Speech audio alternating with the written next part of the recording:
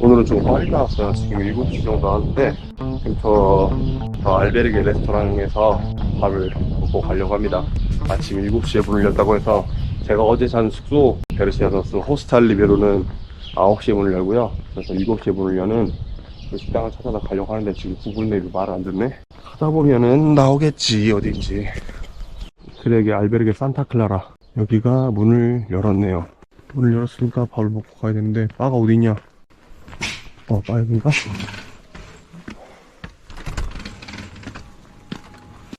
올라 올라 데사이노 토르티야 크로아상 이렇게 생겼네요. 간단하게. Un poco de pan, pan con la tortilla. No pan, no pan. Y un zumo de naranja. 예, jugo de naranja. Gracias.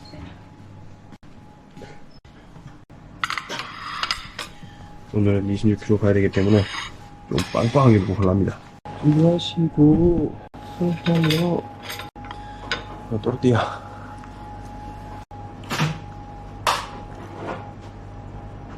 여기 또르띠아 보면 감자, 양파 뭐 이런 거 들어있어요. 와, 이렇게 어떻게 두껍게 만드나 몰라 이거. See you later. Thank you.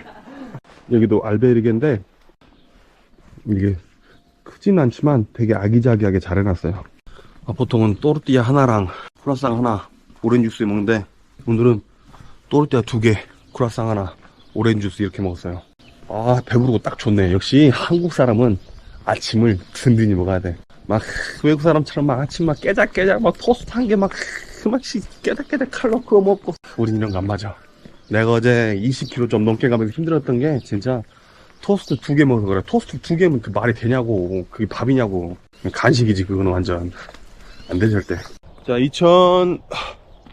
잠시만요. 이제 해가 뜨려고 하네. 2022년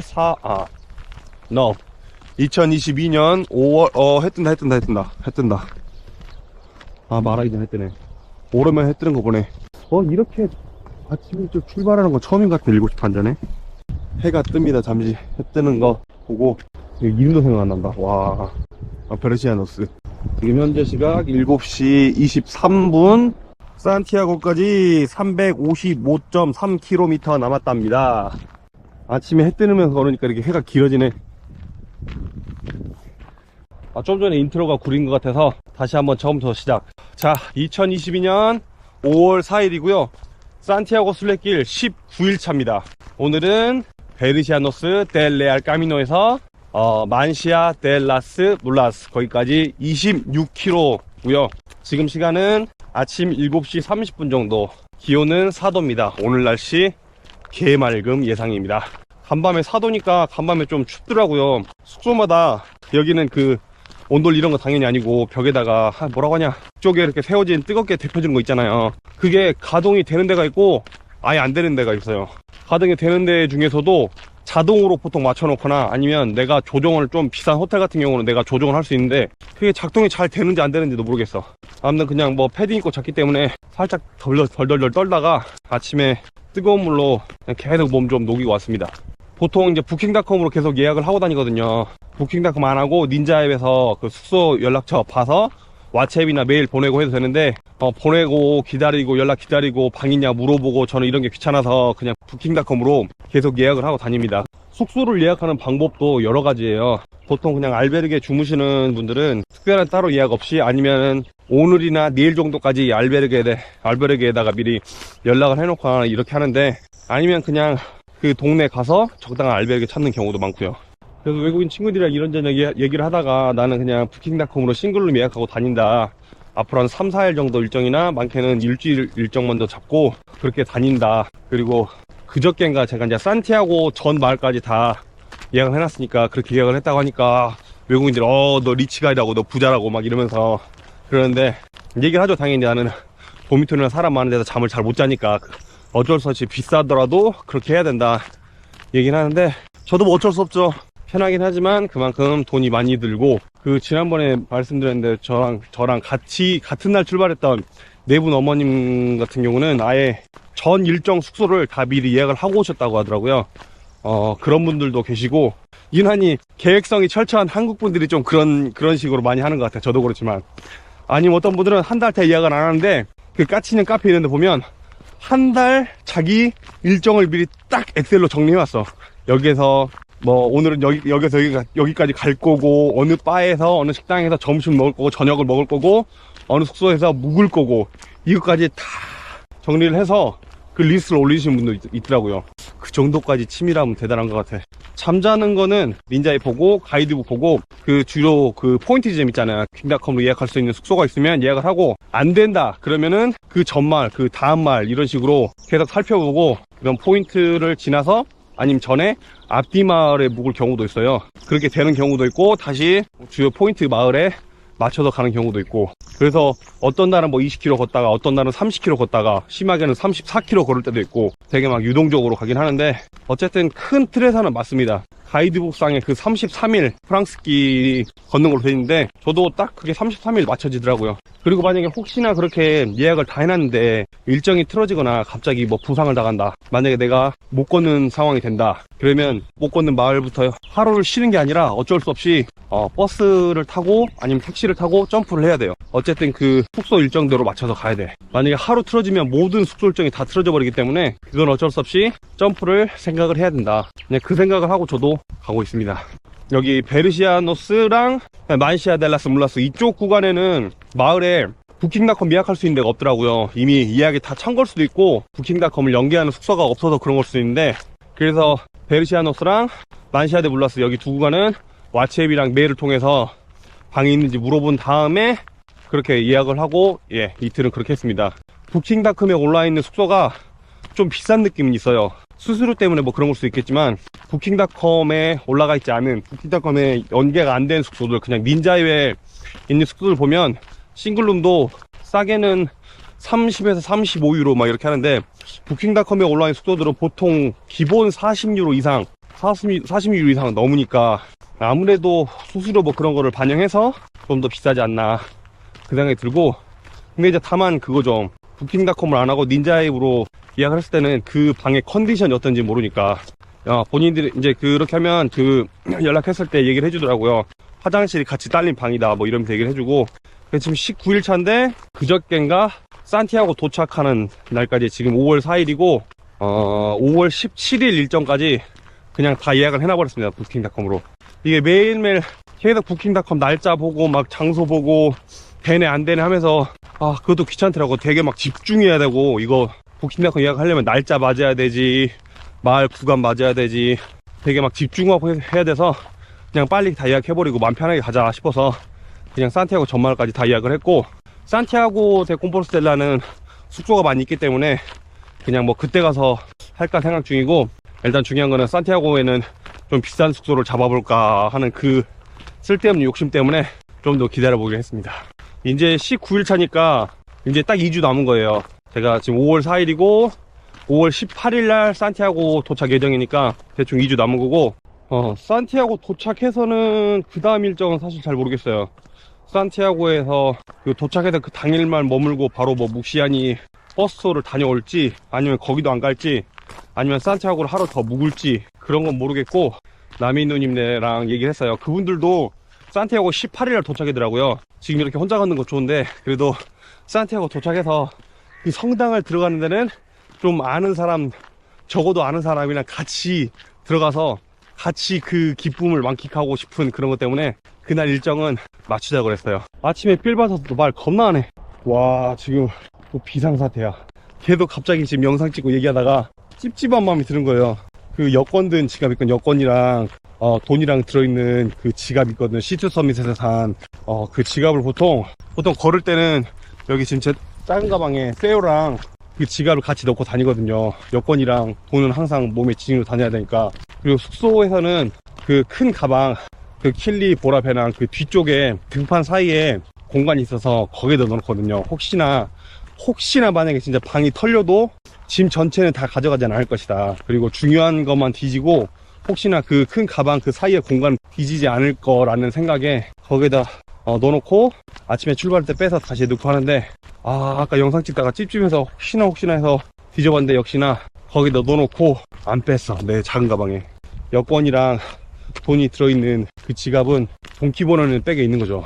돈은 지금 한 150유로, 200유로 남았나? 원래 지금 800유로 뽑아왔는데 150유로, 한 200유로 남은 것 같고, 중요한 건 여권인데 동키 가방 전체를 분실하지 않는 이상 그럴 일은 없을 거라는 생각으로 그냥 갑니다. 지금 벌써 30-40분을 넘게 걸어왔고 지금 한 3km 넘었거든요. 만약에 다시 돌아갔다 온다면 6km를 더 걸어야 되는데 설마 그럴 일은 없을 거라고 생각하고, 그 다음에 동키 보내는 가방, 그 칠리에서 구매한 그 가방 레인 커버랑 같이 수화물 보낼 수 있는 그거기 때문에 무조건 동키 보낼 때 자물쇠를 채워요. 그래서 괜찮을 거라 생각하고 다음 숙소에 가면 당연히 있겠지 생각하고 그냥 가렵니다. 설마 뭐 동키 가방 전체 뭐 분실한 일이 생기겠어? 제가 지난번에도 말씀드렸나 모르겠는데 여기 순례길 오실 때 보통 그냥 그 배낭 사시면 레인 커버 그 같이 딸려오잖아요. 근데 그 레인 커버는 가방 전체를 덮을 수 없기 때문에 제 개인적인 의견으로는 힐리 브랜드에서 파는 그 레인 커버 가격이 좀 비싸요. 45,000원. 그 이제 대신 레인 커버도 할 수 있고 가방 전체를 수화물 보낼 때 덮을 수도 있고 자물쇠로 잠글 수도 있으니까 그걸 구매하시거나, 아니면 트래블메이트에서 나온 그거는 반값 정도에 한 2만 얼마 정도 하는데 그것도 레인 커버랑 수화물 보낼 때 같이 되니까 그런 거를 구매해서 오시는 게 좋지 않을까. 왜냐하면 동키 보낼 때 가끔 분실물이 발생을 한대요. 가방에 뭐 아이패드 미니를 넣어놨는데 가방에 뭐 중요한 뭐 전자제품 넣어놨는데 그것만 사라졌다, 이런 경우 가끔 있어서 자물쇠로 채울 수 있는 정도면 가방을 찢지 않는 한 사라질 염려는 없으니까 그런 걸 추천드립니다. 그래서 고로 나의 여권은 동키 배낭과 함께 안전하다, 그 생각으로 그냥 가볼 생각입니다. 어제 또 이 얘기를 했나 모르겠네. 그 까치년 단체톡방에 보니까 잠깐 저렇게 스크롤해서 보거든요. 순례길로 오시려고 파리를 거쳤는데 지갑을 잃어버려서 여권이랑 뭐 돈을 다 잃어버렸다는 분이 있는 것 같아요. 여권 잃어버리면 끝이니까 해외에서 여권만 잃어버리지 않게 수단과 방법을 가리지 말고 여권을 지켜야 되고, 한국 여권이 되게 비싸게 팔린대요. 어제 카톡에서도 보니까 그렇고 뭐 수십만원, 많게는 수백만원 한국 여권이 많이 팔려서 외국인들이 주요 표적이 되고 있다고 그렇게 얘기를 하네요. 여권이 지금 제 동키 가방에 들어있는 건 지금 어쩔 수 없는 사실이고 걱정이 되긴 하지만 어쩔 수 없습니다. 이미 벌어진 일, 무사히 안전하게 마니시아까지 잘 도착할 거라는 믿음과 함께 가고 있고, 솔직히 걱정은 돼. 지금 막 마음속으로 혹시나 아니면 혹시나 내가 뭐 바닥에 흘린 건 아닐까. 근데 그런 일은 없을 것 같고 분명히 내가 거기 뒤에 잘라놨어. 이미 벌어진 일, 엎질러진 물 담을 수도 없고 일단 가기로 했고, 그래서 궁금해서 방금 또 너희놈 찾아봤거든요. 한국 여권으로 얼마나 많은 나라를 비자 없이 입국할 수 있나 보니까 여권 파워, 한국 여권 파워 이렇게 나오더라고요. 우리나라는 2위더라고요. 독일과 함께 한국 여권이 있으면 무비자로 190개국을 갈 수 있습니다. 1위는 일본하고 싱가포르입니다.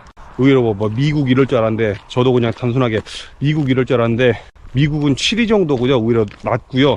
일본하고 싱가포르가 192개국, 그러니까 우리나라랑 2개국 차이 나고, 재작년까지만 해도 우리나라가 3위인가 그랬는데 작년에 그렇게 올랐나봐요. 190개국.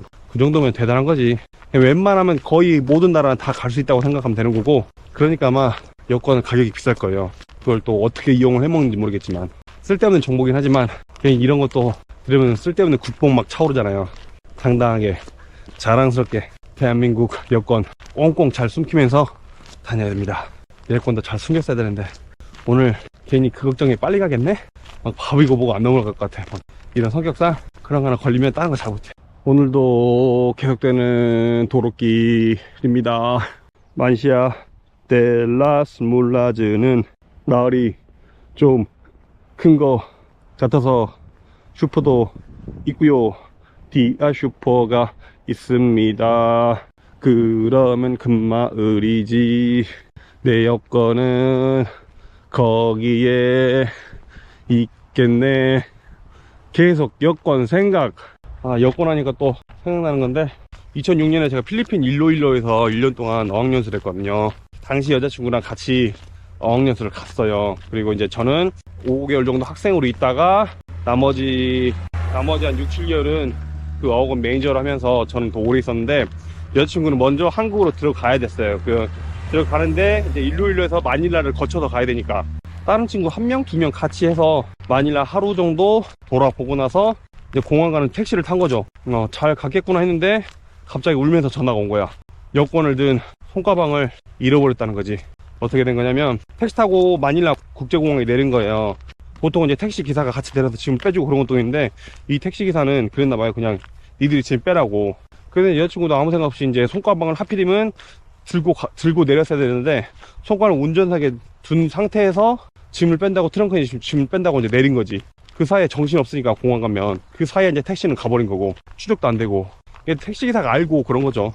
손가방이 당연히 뭐 귀중품 있는 거 알고.